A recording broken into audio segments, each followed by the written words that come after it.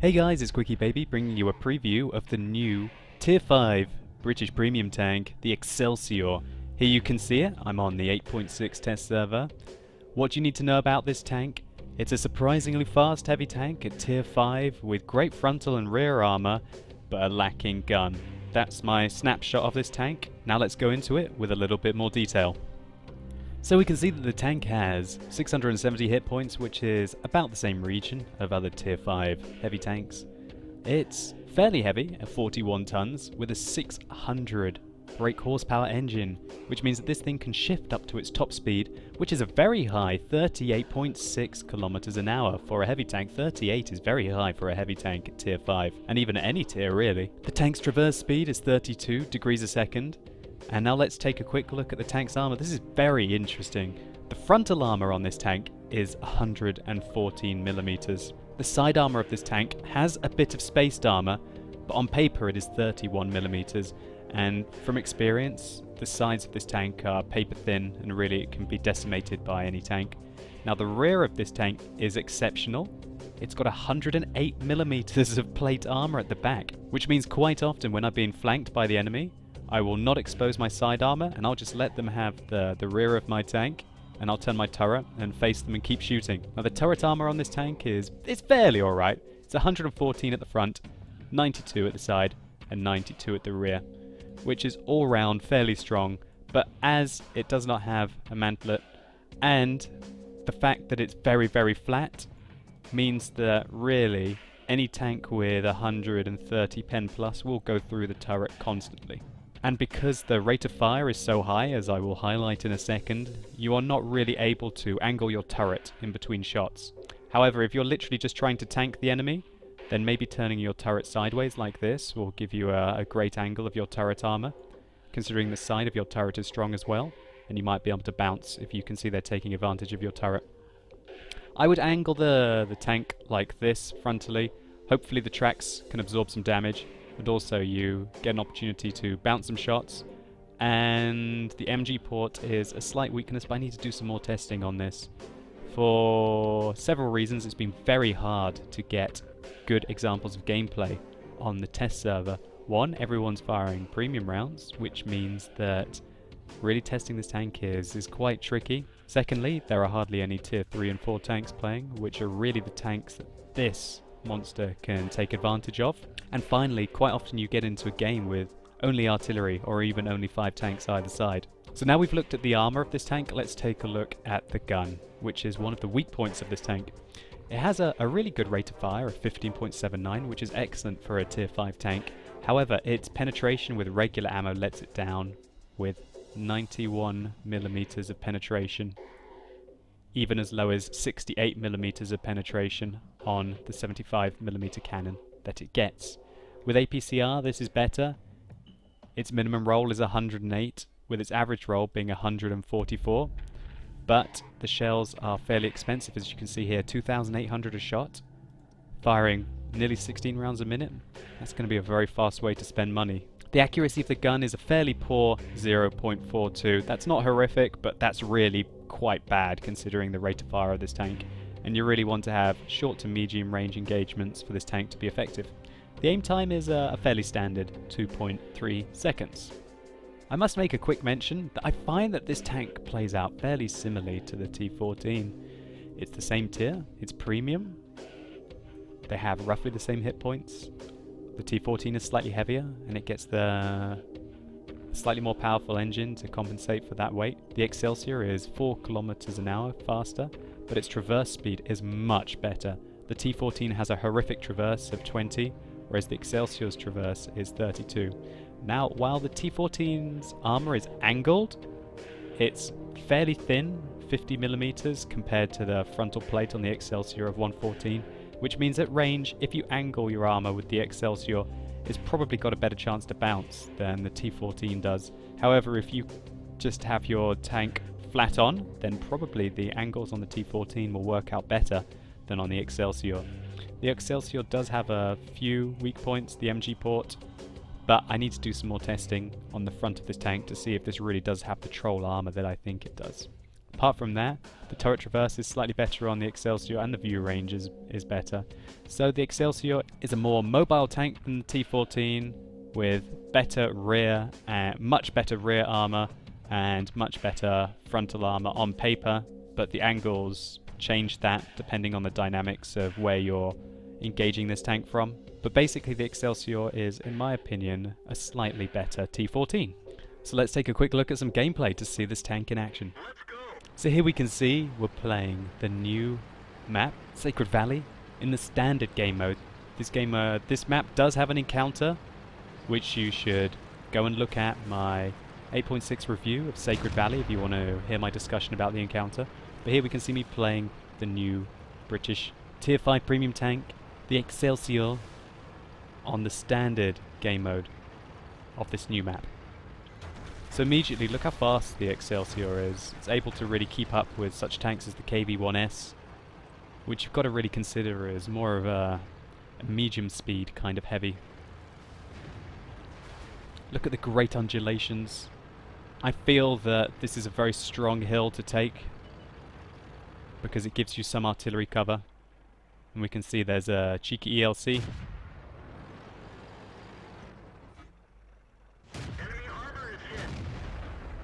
Rather punchy gun.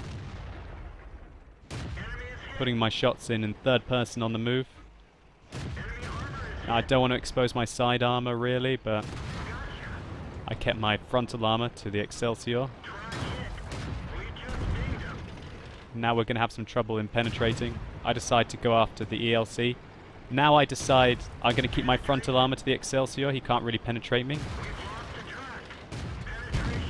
And hope the ELC doesn't hit me and he misses. So we can see this Excelsior's having quite trouble penetrating me until he gets my side armor. And now I've got his side armor. And it becomes a case of, let's just shoot each other till we die. But we managed to take out 2 ELCs and an Excelsior there. You saw how good the armor is on this tank, unless your side armor is exposed. Fortunately, we don't know what kind of ammo this Churchill is firing, but was able to easily go through us with the first shot.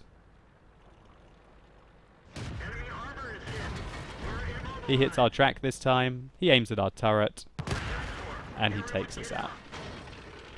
Really, this just showcases the brutal nature of this tank. It's able to bully lightly armored targets, but as soon as it has to go up something which is well armored and can penetrate it, it gets destroyed.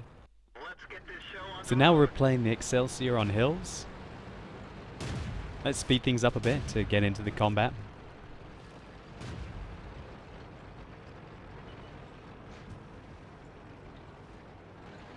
We can see we're able to get into position very quickly with the good top speed.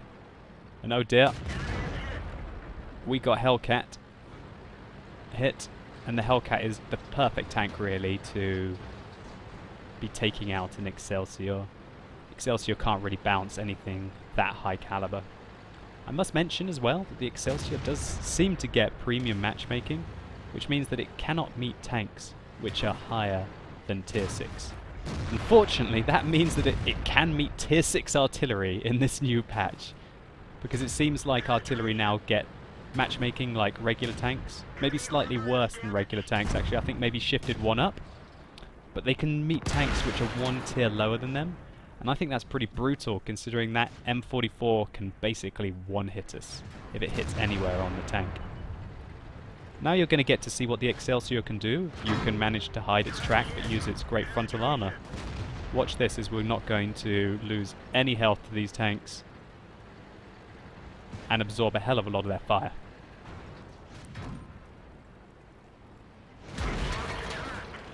That was an artillery splash. I'm aiming at the turret. I realise I can't go through the turret, so I aim at the mid plate. And this is the problem with the Excelsior. The fact its penetration is low, so you have to aim at weak points. I know that that mid plate is very weak on the Churchill 3.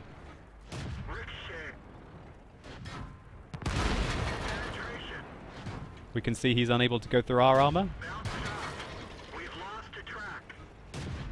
But as he's not angling, we're able to punish him. So now we're playing on steps in the Excelsior. Let's speed it up a bit and get straight into the gameplay.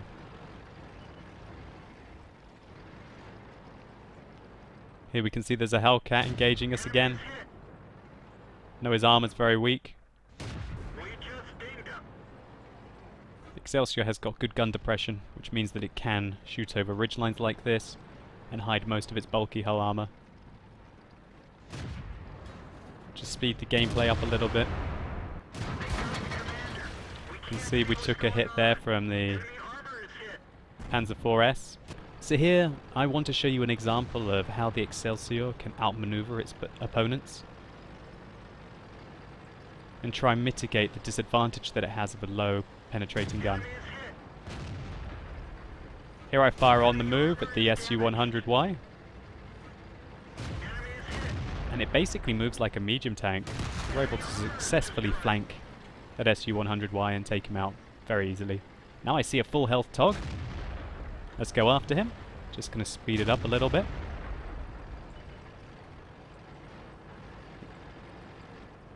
Now one thing that's quite confusing about the patch at the moment is, listen to this.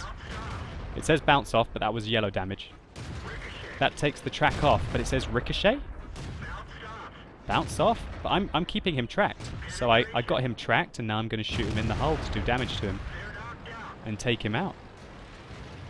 Bizarre, hey? That's a little bug. Maybe it'll be fixed. But if you're doing track damage, it shouldn't be saying bounce off and ricochet. One thing that's very interesting about that tracking shot that you guys just saw me do is that it resulted in some very tasty experience and also what they now call assist damage, as you can see in this screenshot. So here are the post-game stats for that Excelsior game on Steps. And check it out. In that short time that we engaged that TOG, we managed to get 1,065 assist damage. So assist damage is now either spotting or shooting the track. And wow, that enabled us to get 1,342 experience in a very quick and rather low damaging game. We didn't really do much apart from engage that TOG and really track him. Fair enough, we killed the Su-100Y, but I think that, guys, is something to look out for. That tracking targets is now very valuable. If you can't penetrate a tank, then why not just track them and get lots of experience and credits that way? I'll cover this more in one of my other videos, so definitely check them out. So what do I think about the Excelsior? I think that the gun has got very low penetration, but if you aim at weak points and use it as like a heavy flanker, then I think you can mitigate this weakness. And if you really need to win, then there's always that chance that you can fire premium for credits, although you can have to fire the shots very sparingly, because as we can see, we made 46,000 credits this game. So if we were to fire 15 shots, that would be all our profit for the game, just simply gone. I think that the armor on this tank is fantastic. The fact that it's got great frontal armor and great rear armor. I think if you angle this tank well against tier 3 tanks, I think it's going to be an absolute behemoth. Against tier 4 tanks, an absolute behemoth. Against tier 5s, it may be able to hold its weight, but as soon as it has to engage tier 6, they'd just be able to blast through your frontal armor and take you for everything that you've got. But at least this tank does get preferential matchmaking, and as far as I was aware, it can't meet tier 7s. One thing that's very interesting, in its current state, this tank can meet tier 6 artillery. That's artillery with Hummel guns, basically. Current Hummel guns. So effectively, this tank can meet tier 5 artillery in the current game, which are being rescaled to tier 6. And that's pretty brutal, but that's going to be happening to all of the tanks, so I'd hate to see what's going to happen to the TOGs. TOGs are, in theory, going to be able to meet tier 6 or tier 7 artillery. I haven't really investigated it fully myself, but I think a TOG is now going to be able to meet, for example, the new Tiger artillery, which has got a howitzer which does up to 2,000 damage with 100mm of penetration. It's pretty interesting, and we'll take a look at my other artillery video where I'm going to discuss the changes in more detail. Will I be buying an Excelsior myself? Probably not. I've already got a TOG, and I think I play the TOG for the lols. The Excelsior really isn't going to be the lols. It could be quite fun to try and carry a game in it. If you get a really nice matchup in this tank where maybe you're one of the only tier 5 tanks, maybe this tank will be much better, in theory, meeting tier 5 tanks and even tier 4 and even tier 3 tanks that previously were firing heat with a 105. The heat with a 105 will still go through the side of this tank, and it will go through the front of this tank occasionally, but most of the time the heat is going to bounce off, and that will allow you to tear through the enemy with their weaker armor. So guys, I hope you've enjoyed this preview of the Excelsior, the Tier 5 British heavy premium tank. Tell me in the comments below, are you going to get one? Do you think this tank is awful? Do you think it's good? Do you think it's better than the T14 Heavy, the current American Tier 5 premium heavy tank? Do you think that this is just a copy of it, just making it slightly faster? Tell me what you think in the comments. If you've liked this video, think about rating it below. I'd really appreciate it. And if this is your first time watching me, why not subscribe? As always guys, you've been epic. Think about checking out my other 8.6 preview videos, and hopefully I'll see you soon.